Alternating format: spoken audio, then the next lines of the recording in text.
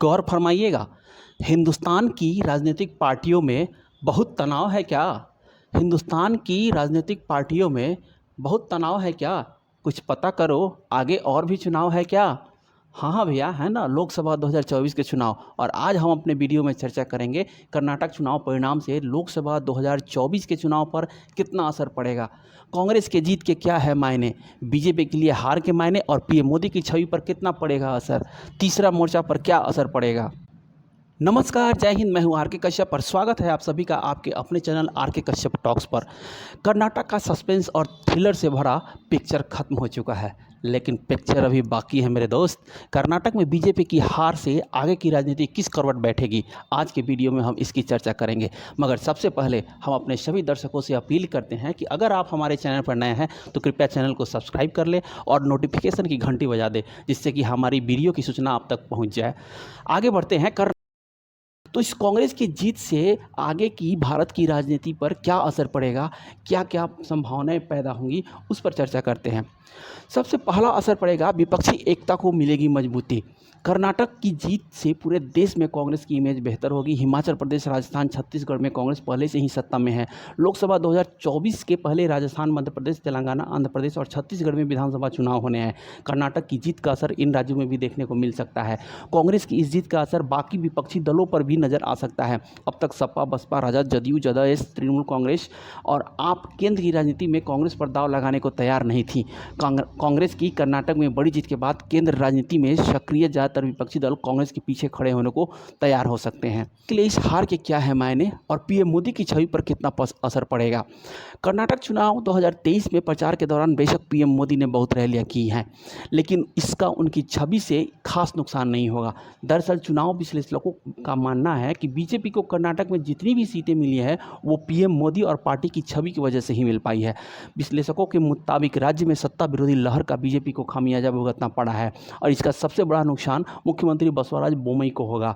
उन्हें निश्चित तौर पर इस हार का जिम्मेदार ठहराया जाएगा।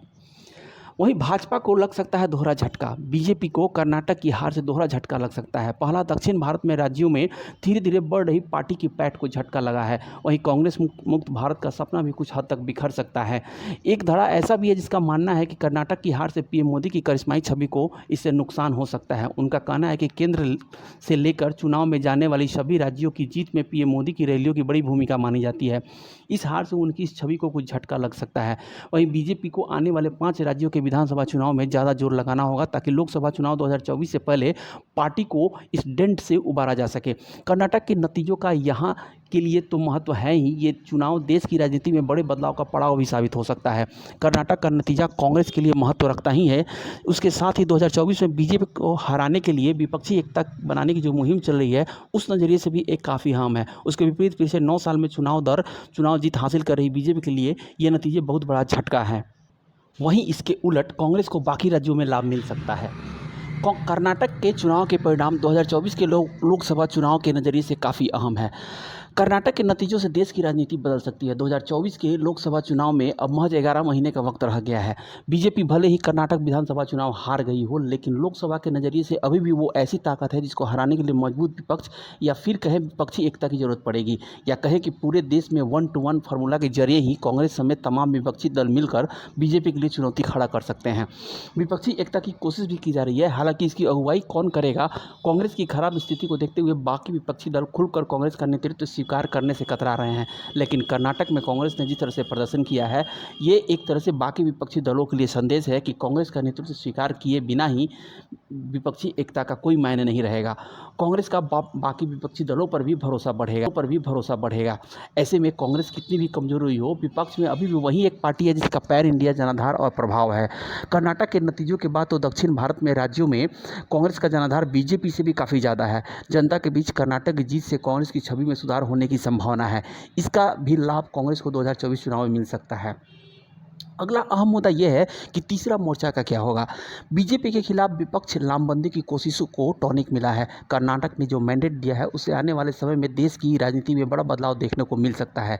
हालांकि तीसरा मोर्चा के गठन की कोशिशों पर कर्नाटक के नतीजों ने एक प्रकार से कुठाराघात भी किया है।